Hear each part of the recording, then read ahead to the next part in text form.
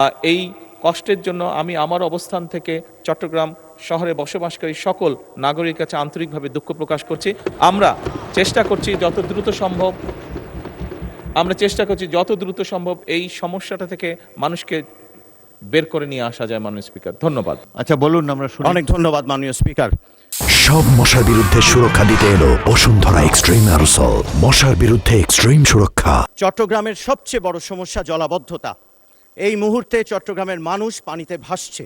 সাধারণ মানুষের যাদের বাসা ছিল না, তাদের জীবন আসলেই আক্ষরিক অর্থে পানিতে ভাসছে এবং আমাদের পানি গলা পর্যন্ত পুরো চট্টগ্রাম জুড়ে। মানুষ ভাবতে শুরু করেছে যে চট্টগ্রামের এই সমস্যার কোনোদিন সমাধান হবে না। আমাদের মাননীয় প্রধানমন্ত্রী, মানবিক প্রধানমন্ত্রী, তিনি সবসময় মৌলিক জায়গায় হাত দেন।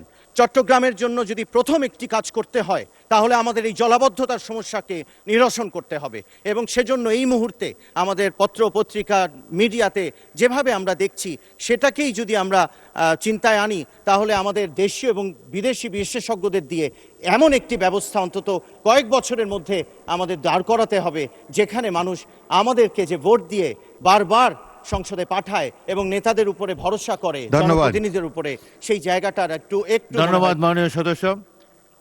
চট্টগ্রামের জলাবদ্ধতা দীর্ঘদিনের পুরনো একটি বিষয়, তবুও মাননীয় প্রধানমন্ত্রী হয়তো এই সম্পর্কে কিছু বলতে চান। মাননীয় প্রধানমন্ত্রী। জি, ধন্যবাদ মাননীয় স্পিকার। মাননীয় সংসদ সদস্য, আপনি যেই সমস্যাটি বলেছেন, কালকে থেকে আমিও দেখেছি সংবাদ মাধ্যমে যে অতি বর্ষণের কারণে বিভিন্নভাবে চট্টগ্রাম শহরের বেশ একটি বড় অংশ তলিয়ে গিয়েছে বা মানুষ কষ্ট পাচ্ছে। মাননীয় স্পিকার, এই সমস্যাটি শুধু চট্টগ্রামে নয়, এই সমস্যাটি বলা যায় সারা দেশেই ছড়িয়ে আছে। এটির সাথে আমাদের অনেক কিছু নির্ভর করছে। ঢাকা শহরে এরকম অনেকগুলো বিষয় আছে যেখানে একটু বৃষ্টিতেই পানি বন্ধ হয়ে যাচ্ছে, আটকে যাচ্ছে, জলাবদ্ধতা তৈরি হচ্ছে। মাননীয় স্পিকার, এটি অনেক দিনের সমস্যা আমাদের। মাননীয় সংসদ সদস্য বলেছেন বিদেশি বিশেষজ্ঞ বা দেশীয় বিশেষজ্ঞ। আমার মনে হয় মাননীয় স্পিকার, এই বিষয়ে একজন রাজনীতিবিদ, একজন বিশেষজ্ঞ ছিলেন। উনি হচ্ছেন শহীদ রাষ্ট্রপতি জিয়াউর রহমান,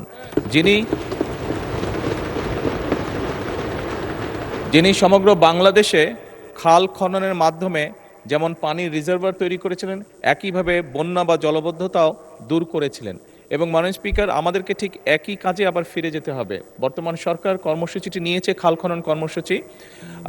সারা দেশে এটি করা সম্ভব, সারা দেশে আমরা এই কাজটিও শুরু করেছি।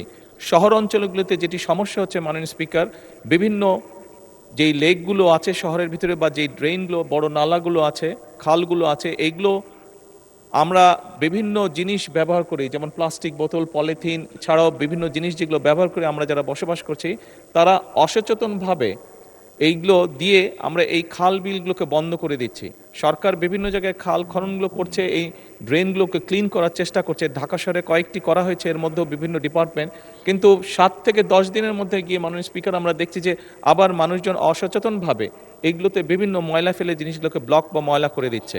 এখানে ঢাকা 12 সাইফুল ইসলাম সাহেব আছে, সাইফুল আলম মাননীয় সংসদ সদস্য আছেন, ওনার এলাকাও এই সমস্যাটি আছে। কয়েকদিন আগে উনি আলাপ করছিলেন আমার সাথে এই বিষয়টি। আমি অন্যান্য এলাকাও যারা সংসদ সদস্য আছেন তাদের সাথে আলাপ করেছি। এটি একটি বিরাট সমস্যা মাননীয় স্পিকার। আমি মনে করি সরকার যে উদ্যোগ নেবে অবশ্যই নিচ্ছে, আরও নেবে। একই সাথে এখানে সকল যারা সংসদ সদস্য উপস্থিত আছেন, আপনার সকলের কাছে আমার একটি বিনীত অনুরোধ থাকবে, আসুন আমরা জনগণের সচেতনতা বৃদ্ধি করি। সচেতনতা বৃদ্ধি করার মাধ্যমে কিন্তু এই সমস্যাটা অনেকাংশে কমিয়ে আনা সম্ভব হবে। আমরা জনমত তৈরি করার মাধ্যমেই, সচেতনতা তৈরি করার মাধ্যমে অনেকাংশে এই সমস্যাটার সমাধান করতে পারবো। প্লাস্টিক বোতল বা পলিথিন বা আরও এই ধরনের যেগুলো আসে দ্রব্য আছে যেগুলো দিয়ে ড্রেন বা নালাগুলো বা খালগুলো ব্লক হয়ে যায়, এগুলা কিভাবে আমরা ব্যবহার কমাতে পারি অথবা ব্যবহার করার পরে এগুলোকে প্রপারলি কিভাবে ডিসপোজ করতে পারি, এই বিষয়ে জনসচেতনতা বৃদ্ধি করতে হবে। এটি সরকারের পক্ষ থেকে উদ্যোগ নেওয়া হচ্ছে মাননীয় স্পিকার, কিন্তু আমরা সংসদ সদস্য যারা, আমি মনে করি আমাদের একটি নৈতিক দায়িত্ব আছে এই বিষয়ে জনগণকে সচেতন করার।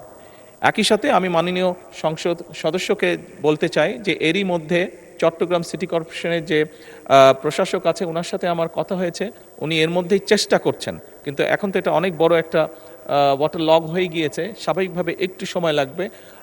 এই কষ্টের জন্য আমি আমার অবস্থান থেকে চট্টগ্রাম শহরে বসবাসকারী সকল নাগরিকের কাছে আন্তরিকভাবে দুঃখ প্রকাশ করছি। আমরা চেষ্টা করছি যত দ্রুত সম্ভব এই সমস্যাটা থেকে মানুষকে বের করে নিয়ে আসা যায়। মাননীয় স্পিকার, ধন্যবাদ।